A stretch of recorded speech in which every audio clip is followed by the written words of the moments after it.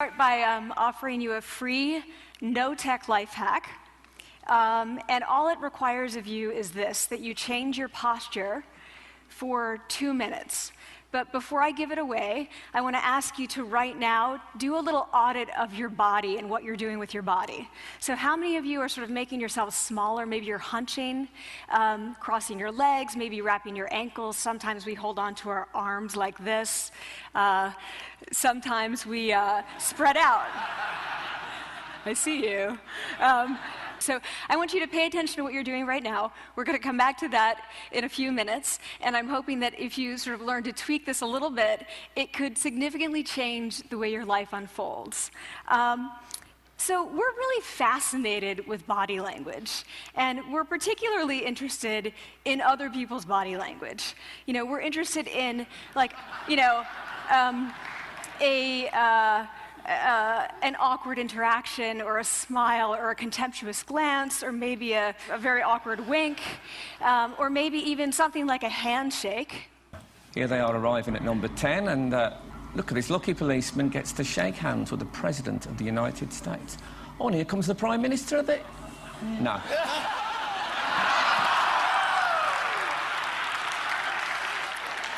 So a handshake, or the lack of a handshake, can have us talking for weeks and weeks and weeks, even the BBC and the New York Times. So obviously, when we think about nonverbal behavior or body language, but we call it nonverbals as social scientists, it's language. So we think about communication. When we think about communication, we think about interactions. So what is your body language communicating to me? What's mine communicating to you? And there's a lot of reason to believe that this is a valid way to look at this. So social scientists have spent a lot of time looking at the effects of our body language or other people's body language on judgments. And we make sweeping judgments and inferences from body language. And those judgments can predict really meaningful life outcomes, like who we hire or promote, who we ask out on a date. For example, Nalini Ambady, a researcher at Tufts University, shows that when people watch 30-second soundless clips of real physician-patient interactions, their judgments of the physician's niceness predict whether or not that physician will be sued. So it doesn't have to do so much with whether or not that physician was incompetent, but do we like that person and how they interacted? Even more dramatic, Alex Todorov at Princeton has shown us that judgments of political candidates' faces in just 1 second predict 70% of US Senate and gubernatorial race outcomes. And even, let's go digital, emoticons used well in online negotiations can lead you to claim more value from that negotiation. If you use them poorly, bad idea, right? So when we think of nonverbals, we think of how we judge others, how they judge us, and what the outcomes are. We tend to forget, though, the other audience that's influenced by our nonverbals, and that's ourselves. We are also influenced by our nonverbals, our thoughts and our feelings and our physiology. So what nonverbals am I talking about? I'm a social psychologist, I study prejudice, and I teach at a competitive business school. So it was inevitable that I would become interested in power dynamics. I became especially interested in nonverbal expressions of power and dominance. And what are nonverbal expressions of power and dominance? Well, this is what they are. So in the animal kingdom, they are about expanding. So you make yourself big, you stretch out, you take up space, you're basically opening up. It's about opening up. And this is true across the animal kingdom. It's not just limited to primates, and humans do the same thing. So they do this both when they have power sort of chronically, and also when they're feeling powerful in the moment. And this one is especially interesting because it really shows us how universal and old these expressions of power are. This expression, which is known as pride, Jessica Tracy has studied, she shows that people who are born with sight and people who are congenitally blind do this when they win at a physical competition. So when they cross the finish line and they've won, it doesn't matter if they've never seen anyone do it, they do this. So the arms up in the V, the chin is slightly lifted. What do we do when we feel powerless? We do exactly the opposite. We close up, we wrap ourselves up, we make ourselves small. We don't want to bump into the person next to us. So again, both animals and humans do the same thing. And this is what happens when you put together high and low power. So what we tend to do when it comes to power is that we complement the other's nonverbals. So if someone's being really powerful with us, we tend to make ourselves smaller. We don't mirror them, we do the opposite of them. So I'm watching this behavior in the classroom, and what do I notice? I notice that MBA students really exhibit the full range of power nonverbals. So you have people who are like caricatures of alphas, like really coming into the room. They get right into the middle of the room before class even starts, like they really want to occupy space. When they sit down, they're sort of spread out. They raise their hands like this. You have other people who are virtually collapsing when they come in. As soon as they come in, you see it. You see it on their faces and their bodies. And they sit in their chair and they make themselves tiny, and they go like this when they raise their hand. I noticed a couple things about this. One, you're not going to be surprised. It seems to be related to gender. So women are much more likely to do this kind of thing than men. Women feel chronically less powerful than men, so this is not surprising. But the other thing I noticed is that it also seemed to be related to the extent to which the students were participating and how well they were participating. And this is really important in the MBA classroom because participation counts for half the grade. So business schools have been struggling with this gender grade gap. You get these equally qualified women and men coming in, and then you get these differences in grades, and it seems to be partly attributable to participation. So I started to wonder, okay, so you have these people coming in like this, and they're participating. Is it possible that we could get people to fake it, and would it lead them to participate more? So my main collaborator, Dana Carney, who's at Berkeley, and I really wanted to know, can you fake it till you make it? Like, can you do this just for a little while and actually experience a behavioral outcome that makes you seem more powerful? So we know that our nonverbals govern how other people think and feel about us. There's a lot of evidence, but our question really was, do our nonverbals govern how we think and feel about ourselves? There's some evidence that they do. So, for example, when we smile when we feel happy, but also when we're forced to smile by holding a pen in our teeth like this, it makes us feel happy. So it goes both ways. When it comes to power, it also goes both ways. So when you feel powerful, you're more likely to do this, but it's also possible that when you pretend to be powerful, you are more likely to actually feel powerful. So the second question really was, so we know that our minds change our bodies, but is it also true that our bodies change our minds? And when I say minds, in the case of the powerful, what am I talking about? So I'm talking about thoughts and feelings and the sort of physiological things that make up our thoughts and feelings. And in my case, that's hormones. I look at hormones. So what do the minds of the powerful versus the powerless look like? So powerful people tend to be, not surprisingly, more assertive and more confident, more optimistic. They actually feel that they're going to win even at games of chance. They also tend to be able to think more abstractly. So there are a lot of differences. They take more risks. There are a lot of differences between powerful and powerless people. Physiologically, there also are differences on two key hormones, testosterone, which is the dominance hormone, and cortisol, which is the stress hormone.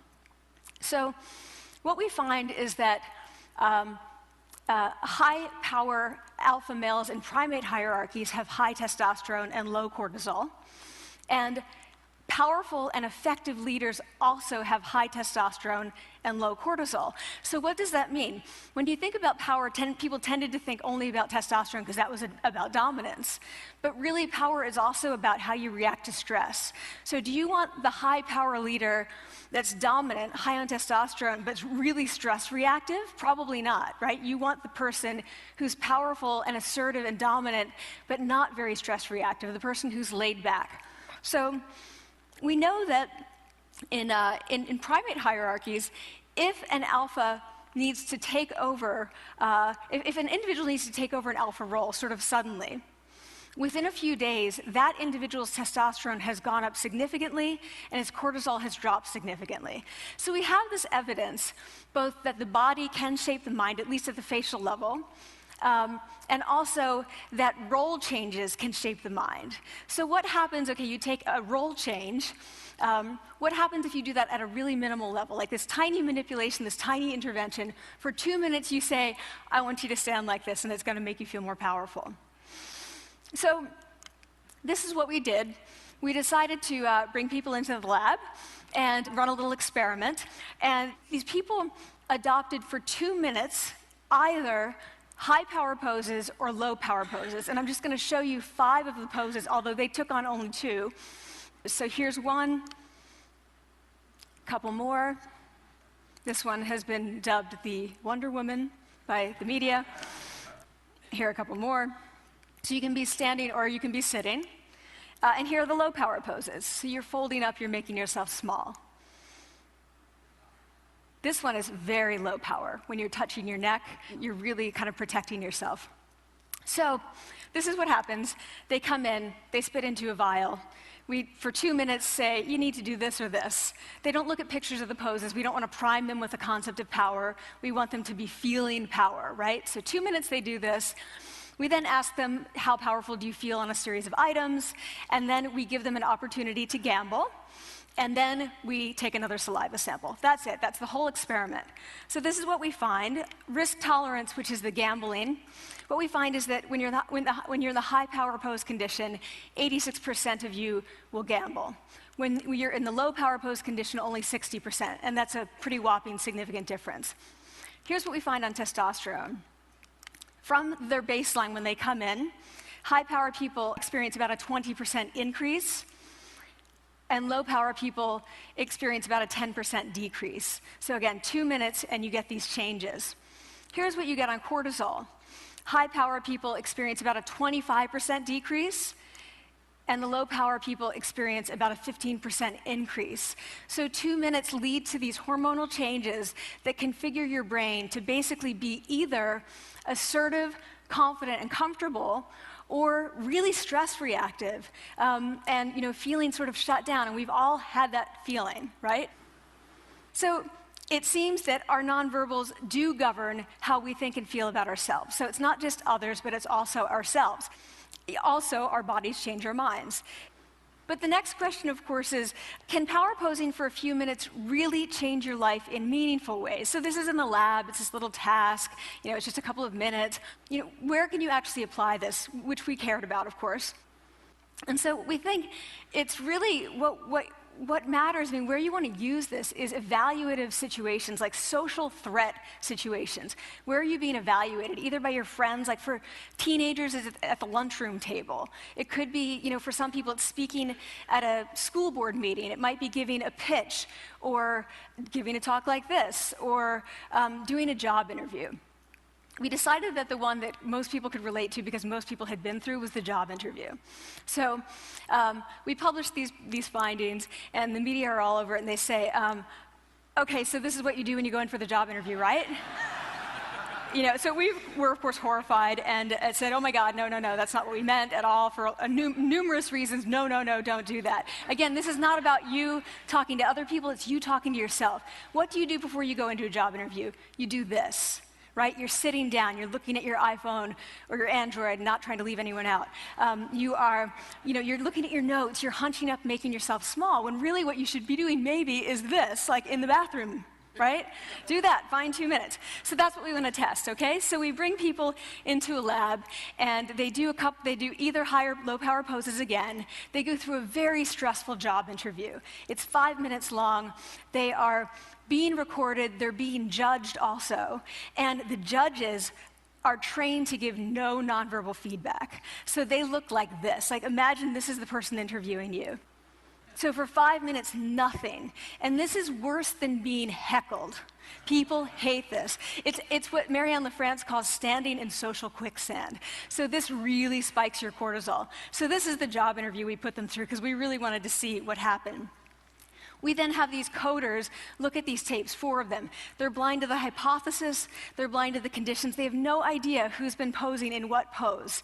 And they end up looking at these sets of tapes, and they say, oh, we want to hire these people, all the high power posers. We don't want to hire these people. We also evaluate these people much more positively overall. But what's driving it? It's not about the content of the speech. It's about the presence that they're bringing to the speech. We also, because we rate them on all these variables related to sort of competence, like how well structured is the speech? How good is it? What are their qualifications? No effect on those things. This is what's affected, these kinds of things. People are bringing their true selves, basically. They're bringing themselves. They bring their ideas, but as themselves, with no, residue over them. So this is what's driving the effect or mediating the effect. So when I tell people about this, that our bodies change our minds and our minds can change our behavior and our behavior can change our outcomes, they say to me, it feels fake, right? So I said fake it till you make it. Like, it's not me. Like, I don't want to get there and then still feel like a fraud. I don't want to feel like an imposter. I don't want to get there only to feel like I'm not supposed to be here. And that really resonated with me because I want to tell you a little story about being an imposter and feeling like I'm not supposed to be here. When I was 19, I was in a really bad car accident. I was thrown out of a car, rolled several times. I was thrown from the car, and I woke up in a head injury rehab ward, and I had been withdrawn from college, and I learned that my IQ had dropped by 2 standard deviations, which was very traumatic. I knew my IQ because I had identified with being smart, and I had been called gifted as a child. So I'm taken out of college. I keep trying to go back. They say, you're not going to finish college. Like, just, there are other things for you to do, but that's not going to work out for you. So I really struggled with this. And I have to say, having your identity taken from you, your core identity, and for me it was being smart, having that taken from you, there's nothing that leaves you feeling more powerless than that. So I felt entirely powerless. I worked and worked and worked, and I got lucky and worked and got lucky and worked. Eventually, I graduated from college. It took me 4 years longer than my peers. And I convinced someone, my angel advisor, Susan Fisk, to take me on. And so I ended up at Princeton, and I was like, I am not supposed to be here. I am an imposter. And the night before my first year talk, and the first year talk at Princeton is a 20-minute talk to 20 people. That's it. I was so afraid of being found out the next day that I called her and said, I'm quitting. She was like, you are not quitting because I took a gamble on you and you're staying. You're going to stay, and this is what you're going to do. You're going to fake it. You're going to do every talk that you ever get asked to do. You're just going to do it and do it and do it, even if you're terrified and just paralyzed and having an out-of-body experience until you have this moment where you say, oh my gosh, I'm doing it. Like, I have become this. I am actually doing this. So that's what I did. 5 years in grad school. A few years, I'm at Northwestern. I moved to Harvard. I'm at Harvard. I'm not really thinking about it anymore, but for a long time I had been thinking, not supposed to be here, not supposed to be here. So at the end of my first year at Harvard, a student who had not talked in class the entire semester, who I had said, look, you gotta participate or else you're gonna fail, came into my office. I really didn't know her at all. And she came in totally defeated, and she said, I'm not supposed to be here.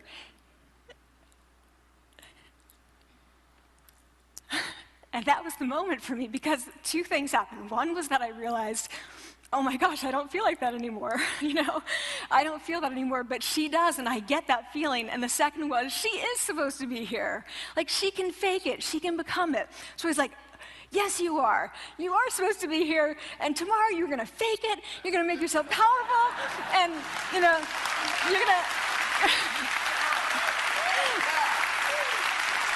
and you're going to go into the classroom, and you are going to give the best comment ever, And she gave the best comment ever, and people turned around, they were like, oh my God, I didn't even notice her sitting there, She comes back to me months later, and I realized that she had not just faked it till she made it, she had actually faked it till she became it. So she had changed. And so I want to say to you, don't fake it till you make it. Fake it till you become it. It's not do it enough until you actually become it and internalize. The last thing I want to leave you with is this. Tiny tweaks can lead to big changes. So this is 2 minutes. 2 minutes, 2 minutes, 2 minutes. Before you go into the next stressful evaluative situation, for 2 minutes, try doing this in the elevator, in a bathroom stall, at your desk behind closed doors. That's what you want to do. Configure your brain to cope the best in that situation. Get your testosterone up, get your cortisol down. Don't leave that situation feeling like, oh, I didn't show them who I am. Leave that situation feeling like, oh, I really feel like I got to say who I am and show who I am. So I want to ask you first, both to try power posing, and also I want to ask you to share the science, because this is simple. I don't have ego involved in this. Give it away, share it with people, because the people who can use it the most are the ones with no resources and no technology and no status and no power. Give it to them, because they can do it in private. They need their bodies